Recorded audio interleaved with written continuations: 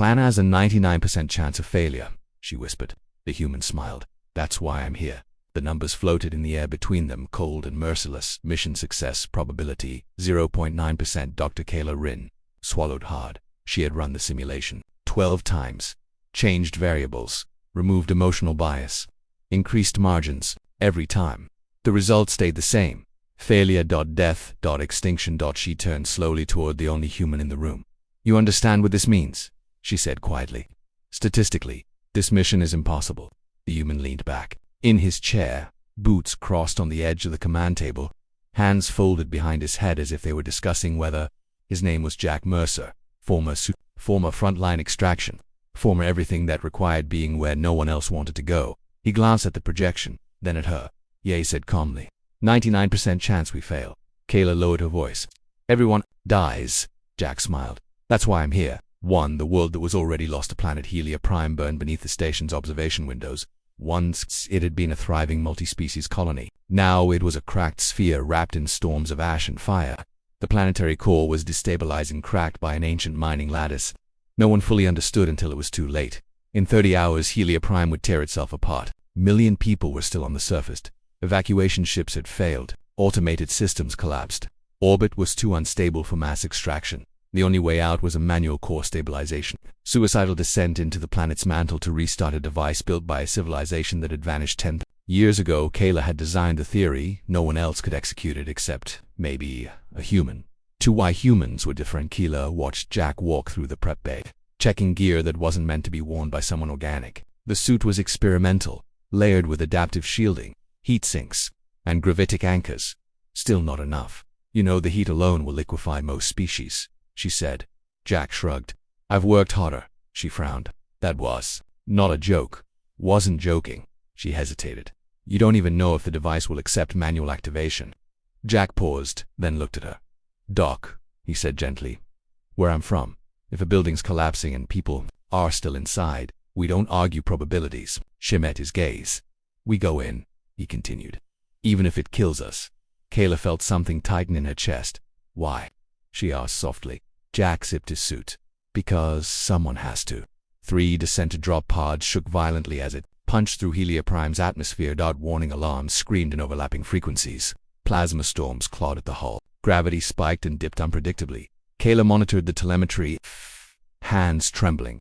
Jack, your heat readings ICM, he replied calmly. Still green enough. There weren't. Not really. Molten rock surged below him like an ocean of fire. The ancient access shaft opened just in time. A black wound in the planet's surface. The pod slammed into the tunnel, sparks flying, then silence. Jack released the restraints and stood still with me. Doc? Kayla exhaled shakily. Yes. You sound surprised I am. He grinned. First mistake. Never assume we're done until we're done. For the core, the shaft descended miles into the planet, walls glowing white. Jack moved steadily, anchoring himself as gravity warped violently. Halfway down, the first system failed. Cooling layer compromised. Kayla said urgently. I'll manage. You cannot manage core plasma temperatures. Jack laughed softly. Watch me. The second failure followed. Then the third. By the time he reached the chamber, his suit was scorched black, system screaming, every step heavier than the last. The core engine floated before him, an impossible structure of rotating rings and light, humming with power odor, then recorded history. Jack stared. Well, he muttered. That's unsettling. Keller's voice trembled. The interface should respond to direct neural input. You must, I know, he said. I read the briefing. He placed his hand on the console. Pain exploded through his body. By the price, Jack screamed. Not because of heat, not because of pressure, but because the machine answered. Memories flooded. His mind, cities rising, civilizations falling, stars dying. The device demanded intent, resolve, sacrifice. It didn't want a technician. It wanted someone willing to burn. Kayla shouted his name. Jack forced himself to breathe. Doc, he gasped. You still seeing that 99%? Yes, she cried. Jack, disengage, you'll die. He smiled through clenched teeth. Good. The machine surged. Planetary tremors rocked Helia Prime. 6 holding the line. Jack braced himself as the core fought back, energy ripping through his nervous system. His suit began to fail catastrophically. Kayla slammed commands into the console, trying to stabilize the feedback loop. Jack, I can't hold it, she shouted. You need to pull out now. If I pull out, he said, voice strained, the core collapses. Yes, and the people silence. Jack closed his eyes. Then, I'm staying. The heat spiked again. Alarms flatlined. Outside, on the planet's surface, the earthquakes slowed, storms weakened, the core began to stabilize. 7. The moment that shouldn't exist, the machine demanded more. Jack felt his heart stutter, his vision dimmed. Kayla whispered, "Through tears, please, you've done enough." He chuckled weakly.